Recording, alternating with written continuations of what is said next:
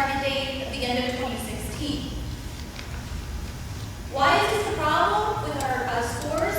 Well, we've actually dropped down to the 30th percentile, which means 70% of the scores from across the nation are higher than ours. Of course, that's a dissatisfier with the patients. There's also a regulatory mandate that we do need to be 90% in order to get some reimbursement for our Medicare and Medicaid patients. So we do need those monies coming in, but we do want our patients to be satisfied. So exactly what issues did we come up with? We thought that was a problem that could hopefully resolve the problem. Well, physician engagement. When a patient comes into the visit, they want to make sure that their physician is actually hearing what they have to say. They want to make sure that, the physician is sitting down, not standing up, not looking over them, towering over them. They want to also make sure that the physician is taking time to listen to what their needs are, and then they don't want to feel rushed. They may have had a long wait in the waiting area as well, so we want to make sure the physician takes the time that that patient needs to get their needs met. And we also want to make sure that they get a patient visit summary at the end of their visit. And this is going to explain what the physician found for them that's going to help them relieve their issue as to why they came down to see the physician in the first place. They also came up with another solution about friendliness of staff. We know, all of us in our own working environment, if it's a positive work environment, you can have more of a positive attitude with your, performance on the job. You need support from leadership for that. Also, we need to have increased staff morale. How many of you got into the physician office, and they're not happy to be there, and you feel, what kind of care are you going to get? These people are very unhappy, they're disgruntled, they feel rushed. So we want to make sure the staff morale is high and increase job satisfaction, making sure they get the breaks that they need. It's a very fast pace in the medical field these days. So we want to make sure that the staff are taken care of so they can take care of our patients so that our patients can be satisfied. Therefore, bring up the patient satisfaction scores. So in testing the hypotheses, you go into some research review and you want to find out, so why is the patient not satisfied? A few things that I just mentioned a little bit earlier, but they come with a need, their need is not met, they're going to have low scores. If they feel they're not getting communication on their care, they're going to have low scores. If staff are not friendly, if physicians aren't engaged, they're going to be lower scores. So we want to bring those scores up. So some research review analyzing the solution, looking into some other data and some other proven solutions that other institutions have used to increase their scores. And that research helps us to develop solutions to help our current problem that we have. So some other things that have come up after we've actually done the research review is that patients do want to receive some quality data as to how their institution is doing that they're going to see. For example, they want to make sure, hey, if I'm going to Dr. A, how many readmissions for his patients? How many of his patients get post-op infections? How many of his patients have complications? The physician, the patients have a choice as to who they go and see, during their medical insurance coverage. But if they can choose Dr. A over Dr. B, they're going to choose the one that has the better quality data.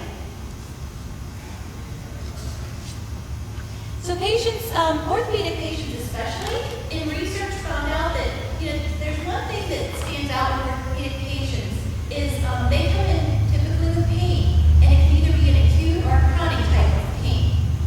So pain is also a significant patient satisfier. If they feel that coming to the physician, telling them about the pain, they feel if the physician is not addressing their pain issues, that can be a patient dissatisfier and bring down the physician satisfaction scores as well.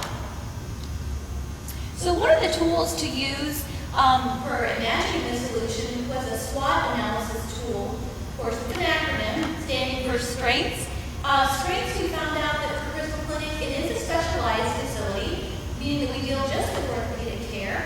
So that does give us an advantage because that is all we streamline our care on for orthopedic. Weakness, of course, we found out is because of our scores being low.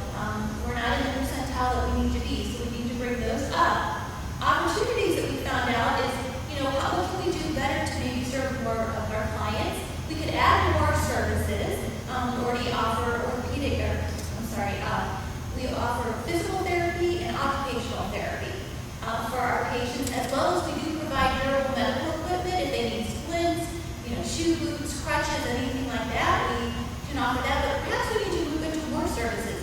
Maybe some massage therapy or acupuncture. We can move into those, and that can be an opportunity for us to help bring in more clients and make patients satisfied. Threats, well, tends to be, the regulatory demands. There's regulatory demands that we have to meet. It can be a good thing, it can be a bad thing. Some are a little bit unrealistic, and facilities have to try really hard to get those numbers up. So the action plan, fixing physician engagement. We're going to give some education to the physicians, and I know at the Cleveland Clinic, when I was there, they actually had a book this thick that they actually gave to the physicians. And it was really all about this, physician engagement. What can you do to feel, for your patients to feel like you are engaged in their visit? And it may sound simple, but as much as sitting down in the office, you're not standing, making the eye contact, really listening to that patient, taking the time, giving them that visit summary when they leave, and also any educational material that they need, because it can be stressful when you go into the doctor's office and you need something supplemental you can read after you leave that visit, so you know the type of care you're going to be receiving and what you can do for yourself. For the friendliness of the staff, we've come up with solutions that we want to provide that positive work environment for the staff. So that does mean that we're going to have leadership support to help managers so they can help the staff. We want to make sure that the staff has a clean, uncluttered work area so that they can do the job that they need to do, a job satisfaction. As we talked about, personal enrichment. We want to make sure that we educate them and keep them up to date with the newest technologies. We want to give them the tools that they can be successful so that they can treat the patients well and make the patient be happy and friendly and help the patients so that the patients are satisfied. And we want to make sure we do give them the supplies and equipment so that they can get the work done that they need to do. Also, we want to make sure on our action plan, giving the quality data. Quality data, we're going to make sure that we have posters visible in each of the visits of the clinic sites so that the patients can see what the quality data is for Crystal Clinic. And we're going to develop a patient pain plan. We're going to really make sure we take care of the patient's pain, since for the orthopedic patient, they tend to all come in with some type of a pain issue. So we want to come up with a plan where they're definitely going to evaluate, develop a treatment plan, and educate the patient on the treatment plan.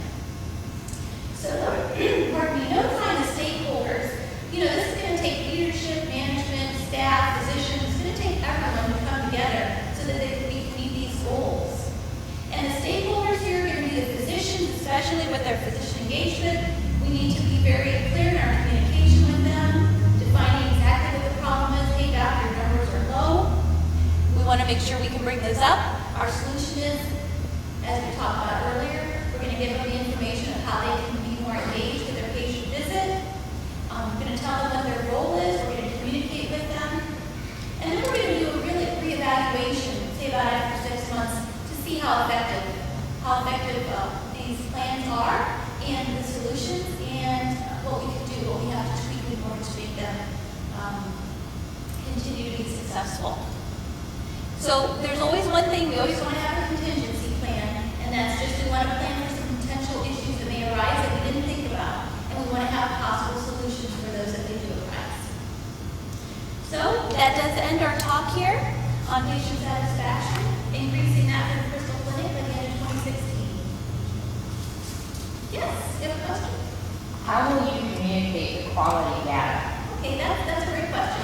We're going to go ahead and we're going to have posters. They're going to be, we're going to have to update them. We're going to update them quarterly. So it's going to be assigned to the quality department. And then what they're going to do is they're going to have a flyer with all of the most recent data of readmissions, infections, complications.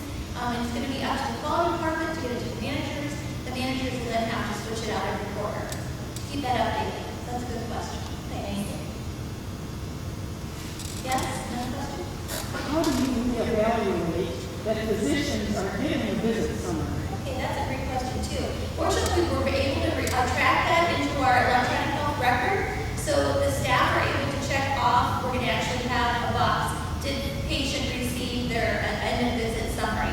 And they'll be able to check it off. It's going to be kind of a check balance. You know, if the physician doesn't go in and make that notation in the record, the staff before the patient leaves